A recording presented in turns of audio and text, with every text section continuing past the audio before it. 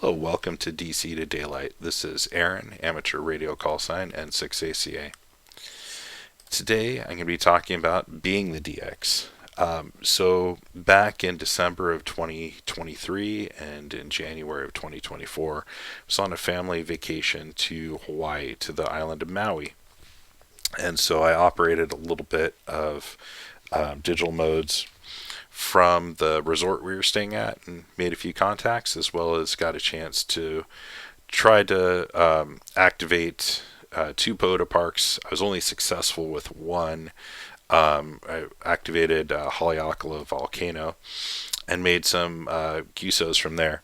So I did make up a little QSL card and registered a Logbook of the World certificate so I could do calls. In the United States, you don't have to use the region prefix with your call sign. I could have identified as just N6ACA, but then that screws up all of the DXCC stuff, since Hawaii is considered a separate country entity within DXCC, and so operated as King Henry VI, as they say in Hawaii, and was able to make a whole bunch of contacts.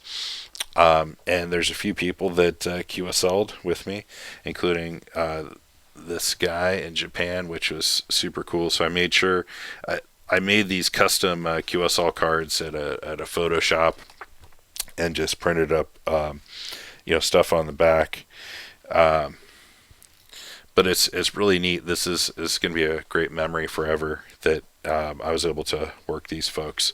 I did make one voice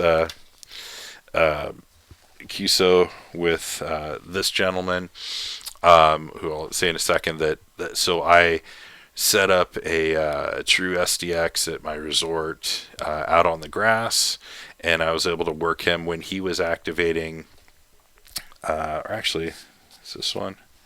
Yeah, so he was actually activating Mount Haleakala a few days previous, and so he basically, he's not usually into QSLing, but he actually printed out a picture and did a QSL card after I sent it to him. So it's really cool that I've got this wonderful memory that, and my, he basically registered me under POTA as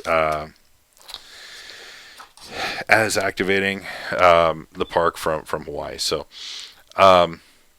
anyways, if you happen to go and operate overseas, that's always an option. Is there's a few different resources for printing your own QSO cards, or I'm sorry, QSL cards. But you can use a napkin, you can use an index card. There's no restriction on what it is. It just has to have the band information, just like here. So it's like the day, the month, the year, the time. What frequency. It doesn't necessarily have to have the signal report.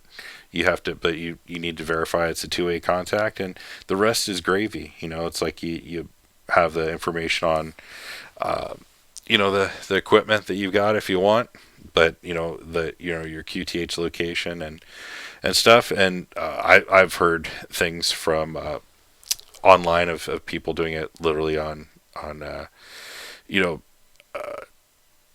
regular postcards or napkins or whatever. As long as it's on paper and it's something that's tangible, it counts. So again, this is Aaron, amateur radio call N6ACA, and I'm going to say 73, and hope you enjoy this content, and if not, have a good day anyways.